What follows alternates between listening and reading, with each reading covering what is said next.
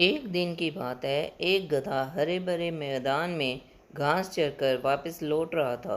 तभी उसकी मुलाकात एक बाघ से होती है। तब बाघ गधे से पूछता है, क्यों गधे भैया, हरी हरी घास चरकर वापस आ रहे हो? तभी गधा झुंझला कर बोला, अरे घास हरी नहीं नीली होती है। बाघ बोला, अरे नहीं गधे, घास हरी होती है, तुझे इतना भी नहीं मालूम? इस बात को लेकर दोनों में बहस हो गई। बाघ और गधा अपनी बात को लेकर पीछे हटने को तैयार नहीं थे।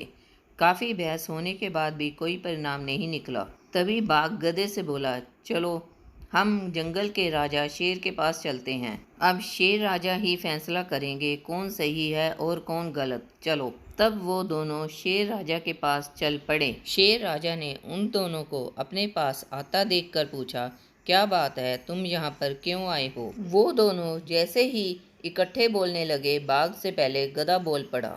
महाराज, बाघ कहता है घास हरी होती है, मैं कहता हूँ नीली होती है। अब आप ही इस बात का फैसला कीजिए। शेर राजा ने घूर कर बाघ को देखा।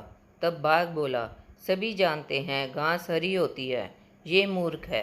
तभी शेर बाघ को गुस्से से बोला, अरे मूर्ख ये नहीं, मूर्ख तुम हो। अरे गधे भाई, आप यहाँ से जाओ। तब गधा खुश होकर वहाँ से वापस चला गया। तब शेर राजा ने बाघ से कहा कि मैं तुम्हें 1 साल तक मौन रहने की सजा देता हूँ, बिल्कुल बात मत करना। बाघ दुखी होकर बोला, महाराज घास हरी होती है, फिर भी आपने मुझे सजा दी। शेर राजा बोला, मैंने तुम्हें इसलिए सजा नहीं दी कि घास हरी होती है या नीली, ये तो मुझे भी पता है घास हरी होती है, किसी गधे के कहने से नीली नहीं हो जाएगी। तुम तो जानते हो गधा मूर्ख है और कम अकल है, पर तुम तो समझदार हो ना। फिर भी व्यर्थ बात पर उलझना और अपना समय खराब करना गलत बात है। उसके बाद उसको मेरे पास लेकर आए, मेरा भी समय खराब किया तुमने, यह सजा इस बात के लिए मिली है तुम्हें। तब बाघ ने कान पकड़कर क्षमा मांगी कि अब वह मूर्खों के साथ बेकार में बहस नहीं करेगा और समय खराब नहीं करेगा।